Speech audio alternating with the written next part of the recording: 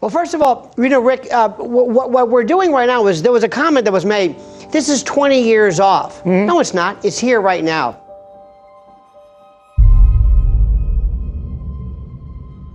We have a different kind of finalmente for you tonight. In case you were thinking we would finish this newscast without a mention of Halloween, did you think that? I thought to myself, ain't gonna do it, ain't gonna do it, ain't gonna do something on Halloween. And then this story crossed.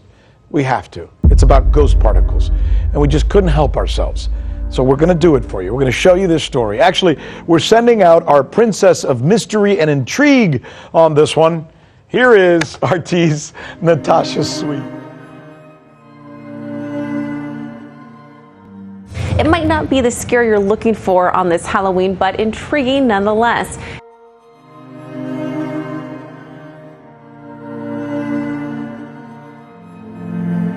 A mysterious particle, yet to be confirmed, is bringing excitement to a group of scientists out of Switzerland. CERN researchers at a physics lab near Geneva are investigating the possibility of a new, unexpected ghost particle. Scientists say the unknown particle may have appeared during experiments while using the Large Hadron Collider. The machine detector has pointed out bumps in their data, and these unknown bumps are said to be more than double the mass of a carbon atom. The interesting part is some scientists believe there isn't a theory at the moment that includes this mysterious particle.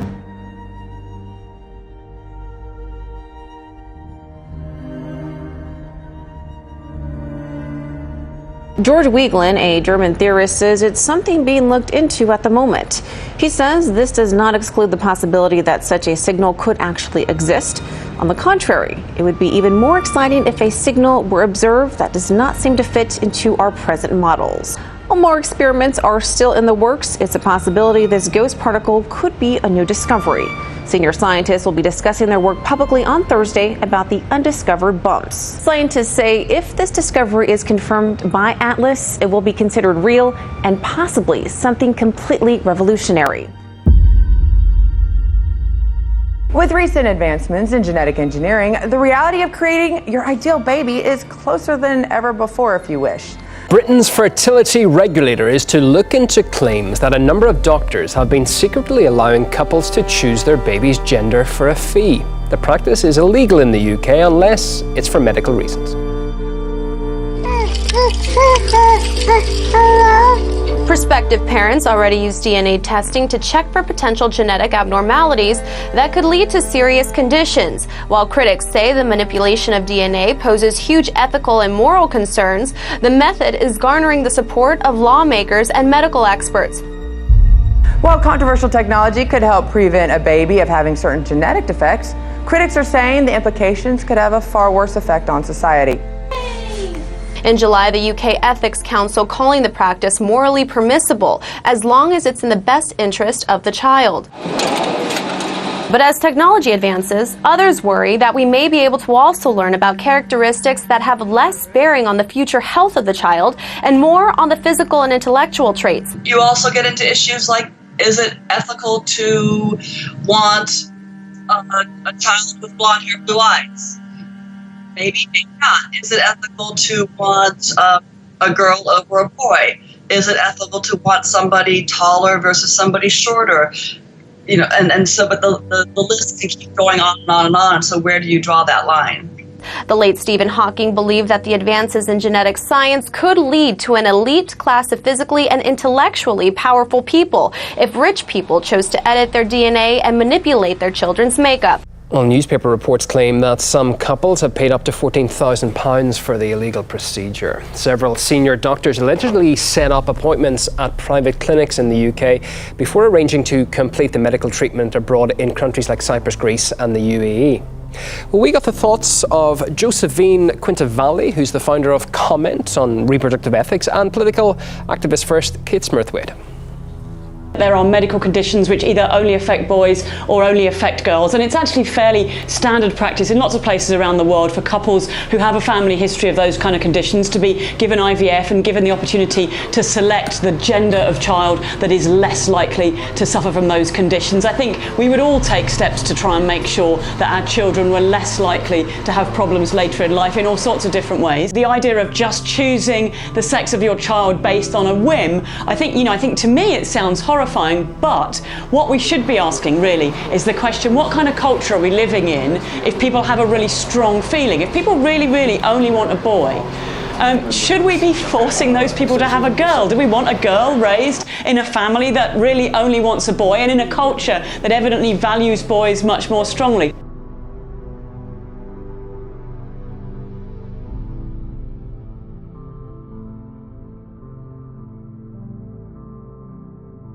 You know, here at RT, we believe that by following the tech beat, we give ourselves and you a glimpse into our lives and what it's going to be like in the future.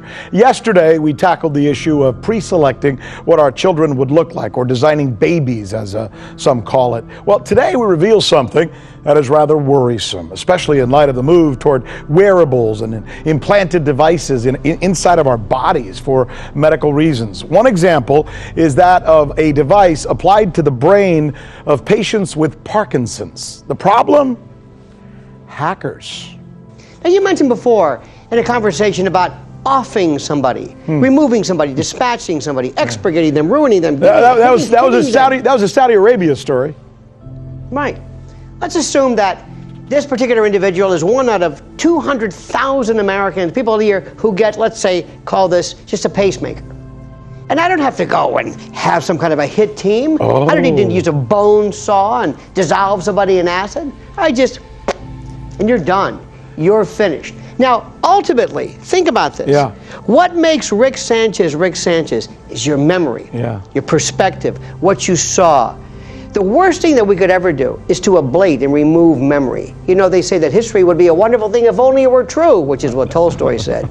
But if I could go in and I could, instead of taking Rick Sanchez, human being, I look at you as an integrated circuit covered in a carbon shell, and you become basically the ultimate Manchurian candidate. Since the days of MK Ultra, Rick, it has always been the desire to control people, to have, forget robots, forget General Dynamics and all of that, or Boston Dynamics.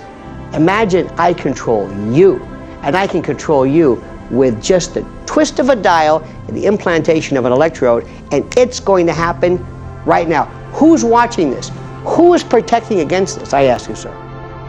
Author Yuval Noah Harari makes a compelling argument for this case in his latest book.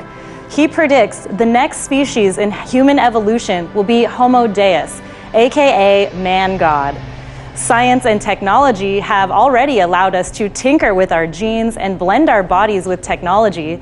Someday, natural selection, which has driven evolution thus far, may soon be replaced by deliberate selection. Jesse, this sounds like something out of a sci-fi movie. What do you think about humans evolving into a species of man-gods? In other words, a species that plays God by tinkering with nature. Well, young Frankenstein comes to mind with Gene Wilder.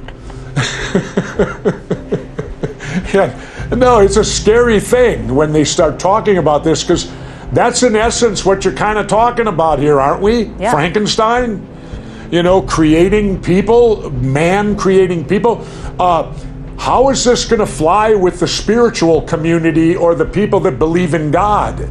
BCIs may soon cure humans of neurological injuries, paralysis, and even diseases like Parkinson's and Alzheimer's. Brain-computer interfaces connect computers to the nervous system. They come in the form of non-invasive wearable devices like helmets and implantable neuroprosthetics like brain chips. Industry leaders predict that brain chips will not only provide cures, but that they will also one day enhance human cognition, memory, and intelligence. Two leading companies in the space include Elon Musk's Neuralink and Brian Johnson's Kernel. Neuroprosthetics have already stopped tremors in subjects with Parkinson's disease and restored limb functionality in test patients with paralysis. Again, it could be a great thing, but the people that get these chips in their heads, how do they know for certain who's got control of that chip? How do they know that chip couldn't turn you into a robot, turn you into a Manchurian candidate? Remember, along with all the good things, behind the curtain, evil will be lurking, and someone will be there to use this for bad rather than good. And I think that's what we really have to be afraid of. Would I get a chip in my head? Very unlikely. We should do everything possible to protect ourselves and prevent any of these new technologies, especially the ones that are invasive, correct? Correct. And we also need to understand something. One thing in particular, you know, a lot of young folks, God bless them, they look at robots and they confuse robotics with artificial intelligence. The two are completely different. If I can go a step further, what if I use you, Rick Sanchez's brain, to park data? Like I would, instead of putting data on a phone, I park it in you.